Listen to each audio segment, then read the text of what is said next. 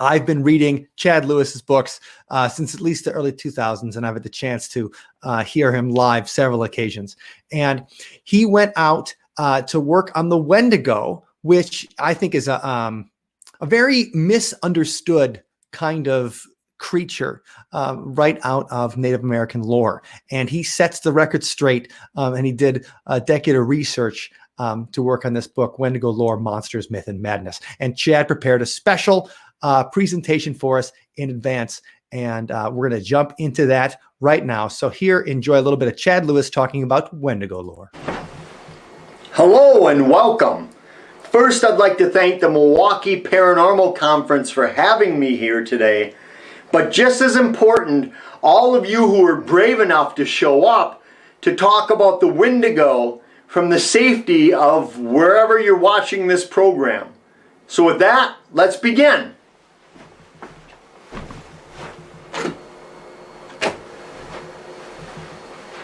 Welcome, my name's Chad Lewis. I'll be your presenter this afternoon. And although my background is actually in the field of psychology, for the last 25 years I've been traveling the world in search of the strange and unusual. Everything from hunting for vampires over in Transylvania, looking for the Loch Ness monster, crop circles, UFOs, alien abductions, weird people, odd places, you name it. If it's just strange and a little offbeat, I've traveled the globe in search of these oddities. But what I'm going to talk about today is one of my favorite topics, and that is the Wendigo, the giant cannibalistic monster of the north. But I have to warn you, many believe that merely mentioning the name of this monster is enough to put you on its radar. That when you go looking for the weird sometimes goes looking for you. And that merely mentioning the name of this creature is enough to let it know that you know, and you'll be cursed by it. So for those of you who'd rather not stick around for this program, now's your chance to go home, watch some Christmas Hallmark movie, and forget all about this. Okay, for those of you who are brave enough or foolish enough to stick around, let's get into the Wendigo. The Wendigo, which many people have never heard of, began as a First Nation creature up in Canada with the native peoples, First Nation peoples in Canada. They knew of the Wendigo by many different names and many different spellings. They believed in this giant monster of the north, and they believed that there were different stages of the Wendigo, that it would often show up as a flesh and blood monster that could curse you and turn you into a Wendigo through possession, and its spirit form, which could be brought upon by starvation or cannibalism. And when times were tough and people were starving and resorted to cannibalism, that's when the Wendigo was the most powerful. And it would come and possess you and turn you Wendigo. We have hundreds of old cases from the 1800s, early 1900s, where people killed one another claiming that that person was a Wendigo. Of course, when the white man found out, it was thought to be murder.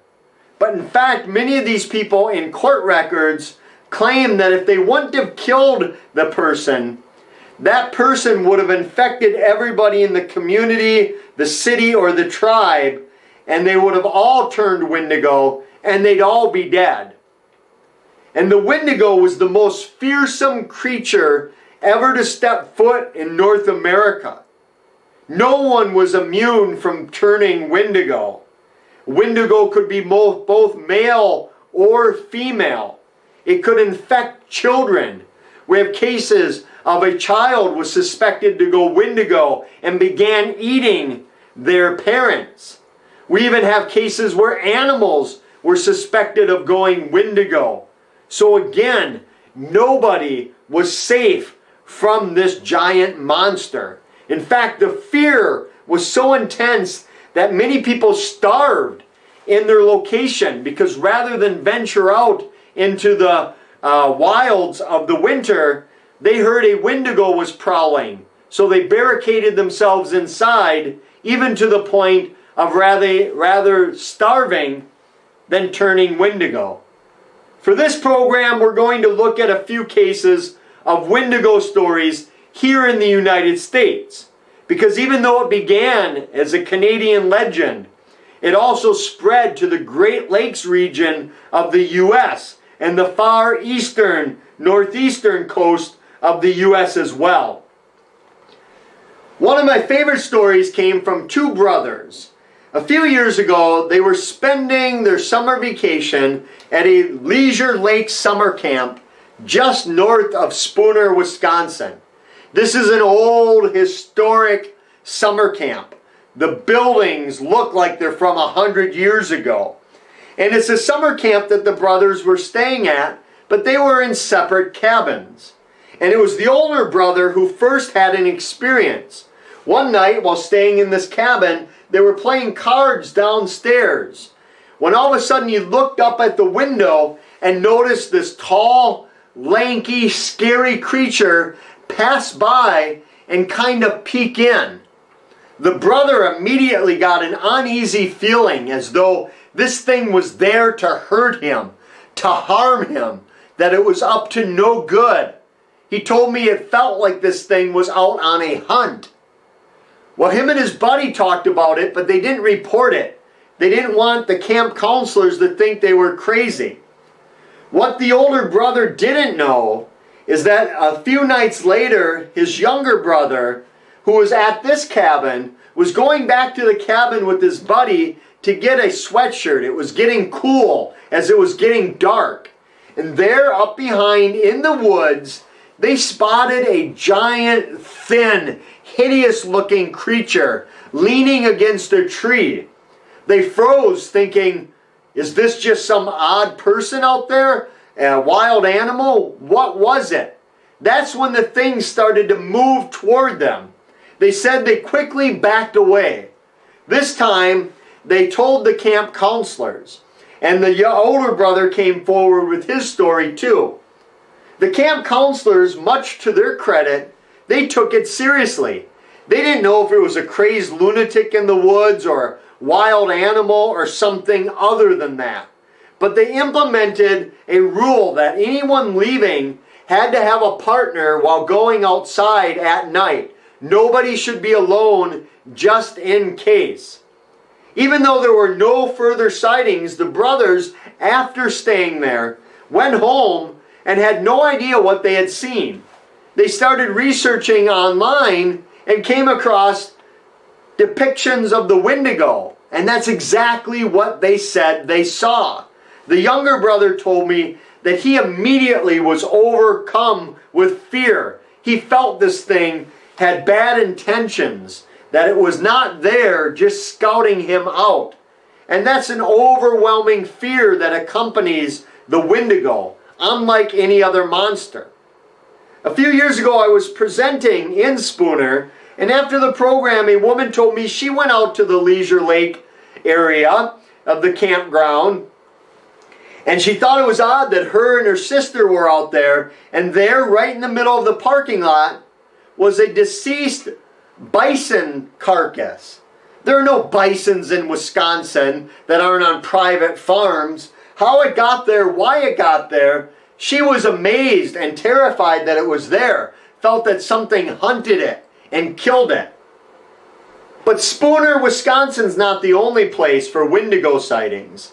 In fact, if you head way up by the northern border of Minnesota and Canada, you'll come to the small Minnesota town of Ross. Today, there's not much there. It's pretty abandoned. But back in the 1800s, this is what it looked like. It was called Indian Village because several hundred native peoples lived there, along with some white pioneer families, one of which was Jake Nelson. Luckily for us, Jake kept a detailed journal about his life in the Roseau Valley. a lot of it's pretty boring stuff. Hunting parties, the weather, fishing expeditions. But he did talk about 2 paranormal events that happened there. One of which is what he called the will-o'-the-wisp. This mysterious ball of light that would appear in Indian village and dance around, disappear, and then reappear somewhere else in a matter of a few seconds. When asked, they told him it was too much like playing tag with the devil to try to capture it, and they had given up on capturing it.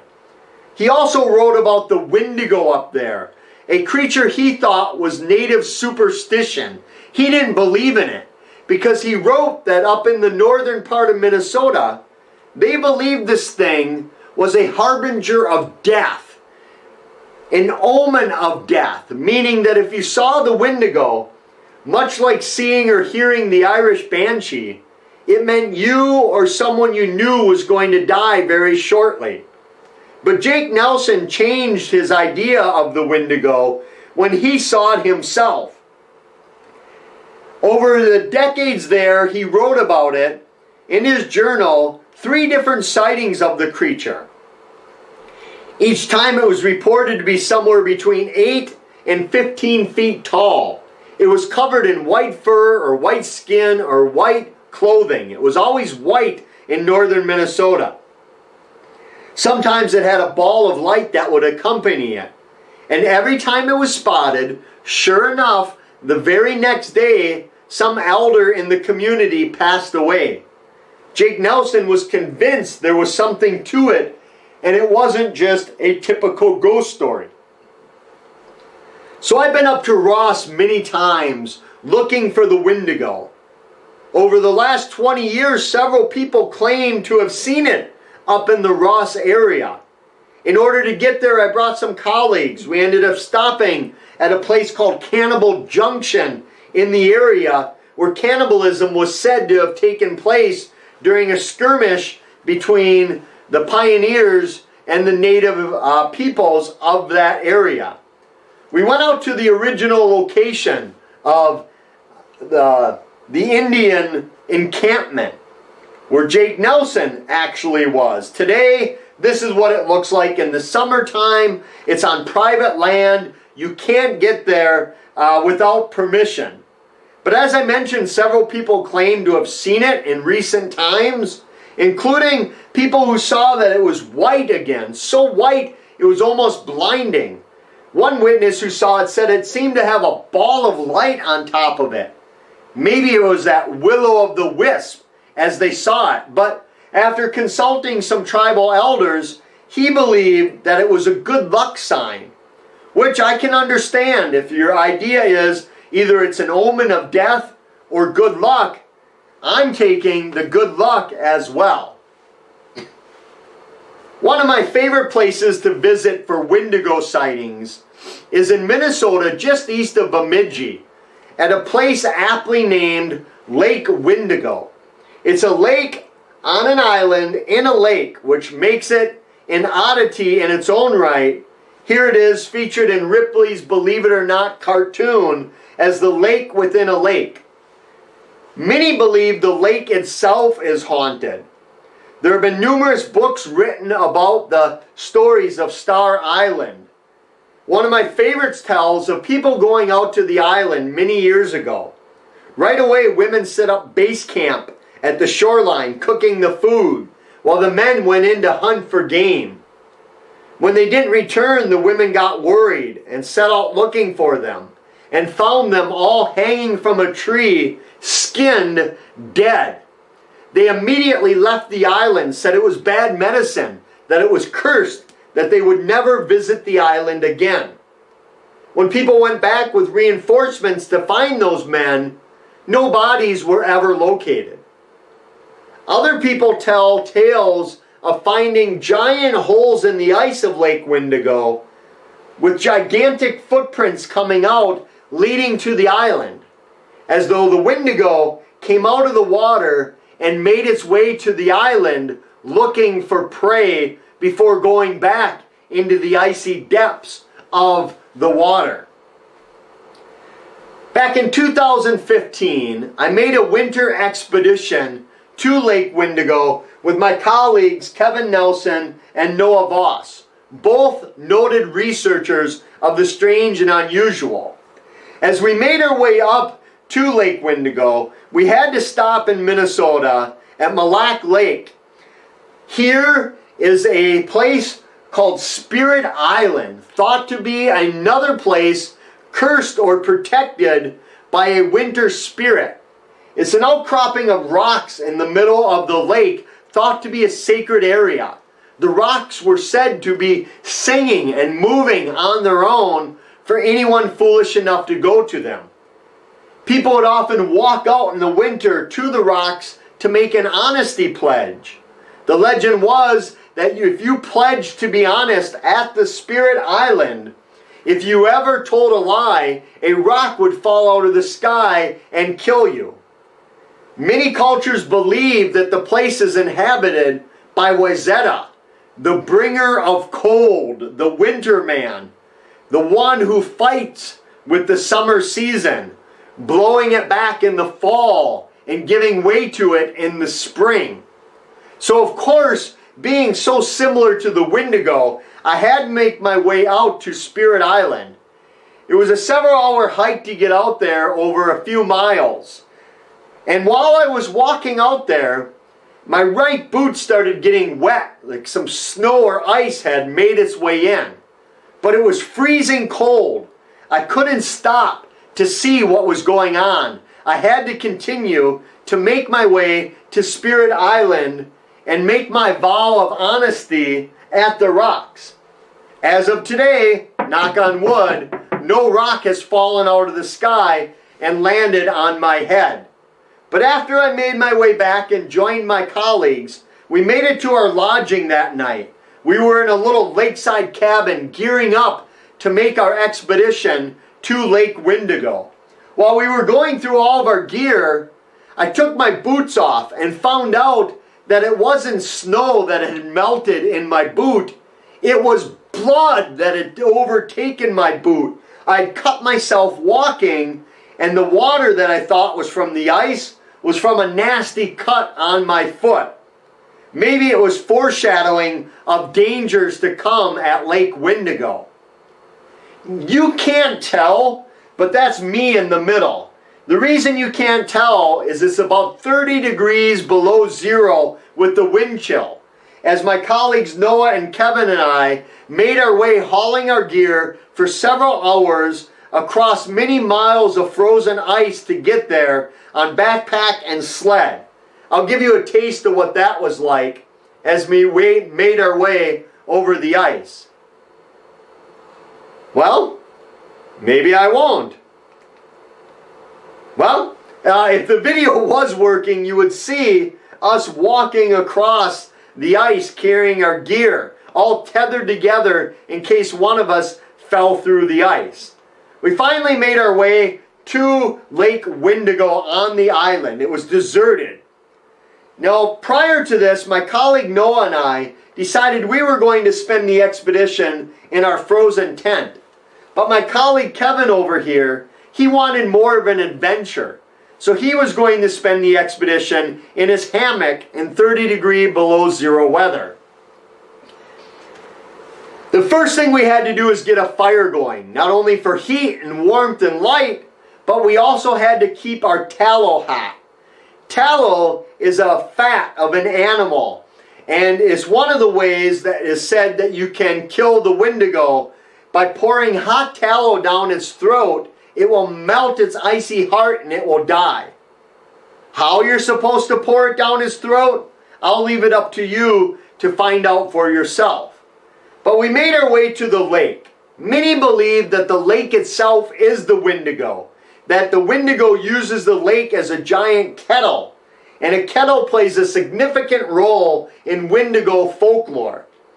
So one night when we had a great base campfire going, Noah and I decided to walk to the middle of the lake to try to conjure up the spirit of the Wendigo. While we were walking, we were filming.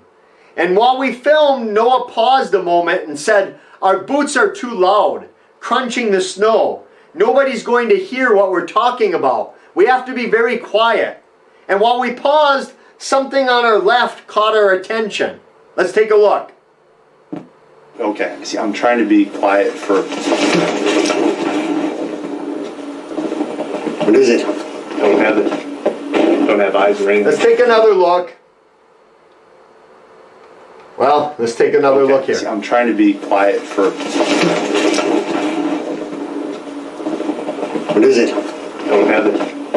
Don't have eyes or anything. So, most likely, we didn't see anything. We thought it might have been a big bird of prey or something big moving, maybe an owl.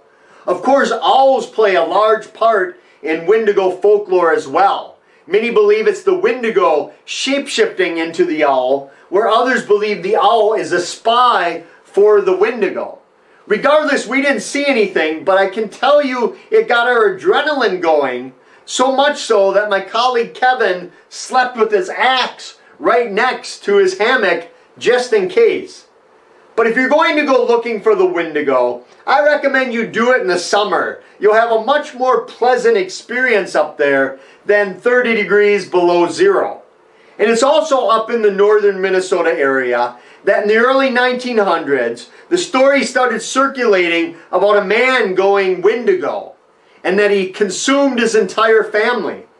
But they had to send out researchers to find that that wasn't true because people were in a state of panic believing he had consumed his family. And the legend lives on in northern Minnesota. Many cultures believe not to make a snowman because the snowman could come to life and turn into a Wendigo. Much like the old belief that you have to burn your scarecrow before Halloween, otherwise it will come to life on Halloween. Recently, a gentleman from South Dakota contacted me. Said when he was a kid in the Black Hills, his family rented a cabin. And he had an experience when he was walking out on his own in the Black Hills. He noticed a creature, tall, thin skin pulled tight over its muscles. No hair, no eyes, claws. He thought it was the Wendigo. He drew this picture of what he thought it might have been. And he too believed this thing was there to kill him. So if we believe these stories are happening, the question then remains, what is it? Well, that's the very tough question. Some say this creature is a flesh and blood monster, something like a bear or a cougar, something that could be killed, something flesh and blood. Others claim it was nothing more than a shaman releasing the powerful spirit. A powerful shaman could often bring a Wendigo to a rival and scare away all of their game so they start to starve, thereby putting them in danger of becoming Wendigos. Others would then leave the area fearing that there was a Wendigo. Skeptics claim it was nothing more than a mental illness. A mental illness they call Wendigo psychosis. Condition someone suffering from craving of human flesh. And of course, Wendigo psychosis does mimic other mental illnesses. Antisocial behavior, vomiting, fatigue, depression. But it also has craving for human flesh and a desire to be killed, because many people who thought they were going Wendigo, they begged to be killed so they would not turn Wendigo. Of course, Wendigo psychosis is not in the Diagnostic and Statistical Manual of Mental Disorders, the DSM-5. It's thought to be a culture-bound syndrome, meaning that it's attached to one specific culture in a general area. Others claim that these things might be a Bigfoot or a Sasquatch that turned cannibal and is eating humans, even though Sasquatch and Bigfoot are completely different. If you read the old Wendigo lore, and if you read the folklore, you'll see that Sasquatch, Bigfoot, Abominable Snowman, Yeti, the Yowie, they all seem to be different than that of the Wendigo. But now, the most important thing. How can you kill a Wendigo? For this, there are numerous explanations. A lot of them taken from vampire and werewolf lore. Because with the First Nation people were a lot of fur traders, a lot of missionaries, and a lot of pioneers in the area that blended their beliefs with the Wendigo, which is why some people claim that a silver bullet will kill the Wendigo. Others have been cured by religious figures, often just the religious figure telling them that they've been cured, much like demonic possession of curing people. Shamans could kill a Wendigo if they were powerful enough.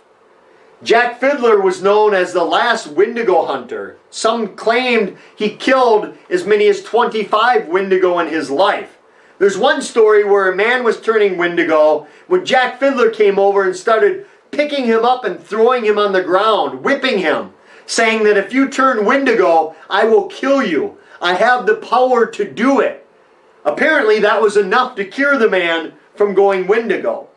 You can also cut out the icy heart or defrost it and bury it separately from the body. As you saw earlier, hot tallow will do the trick. Many believe that you have to decapitate it and remove its head from its body. But regardless of what you do, when you're done with that means of death, you have to cremate it and make sure the remains are nothing left and scatter the dust of what is remained, because if you don't, the Wendigo will just simply wait and come back in a new possession stronger than ever. So I know this is a very quick, very general overview of the Wendigo. Time allowing is what I could throw in. So if you want more information, you can go to my website, chadlewisresearch.com, find out more than you could ever want or need about the Wendigo. In fact, you can even pick up my newest book on Wendigo lore with Kevin Nelson. And you might want to do it soon so you can finish reading it before winter settles in. And with that, thank you all for coming to the program, and keep an eye out.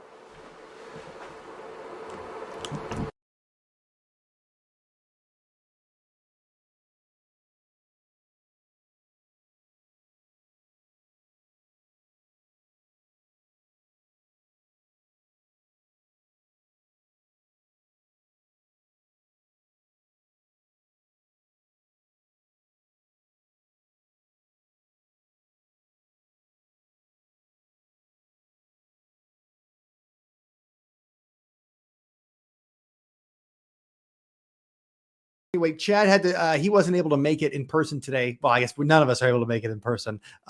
But so he pre-recorded that yesterday. So if you guys do have questions for Chad, make sure you go to Chad Lewis Research. But also, he's got a special offer for everybody. All of his books, 15% off with a discount code library.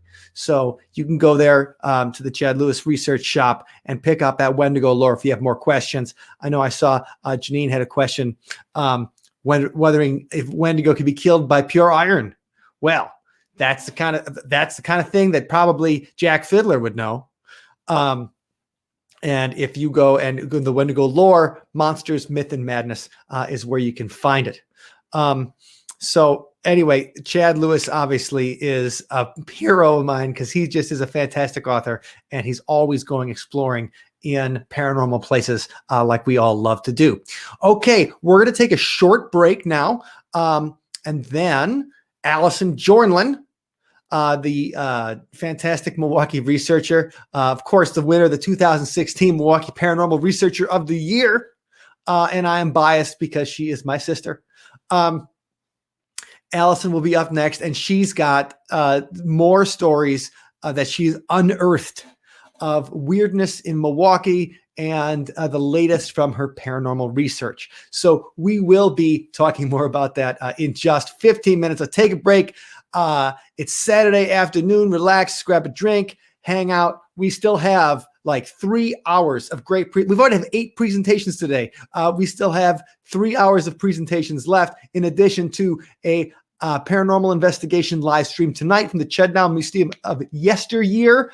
And tomorrow we have some more presentations. We got 2 virtual tours coming up, as well as a meditation and a screening of Return to Wildcat Mountain, a very cool documentary about some big cats mysteriously in Wisconsin.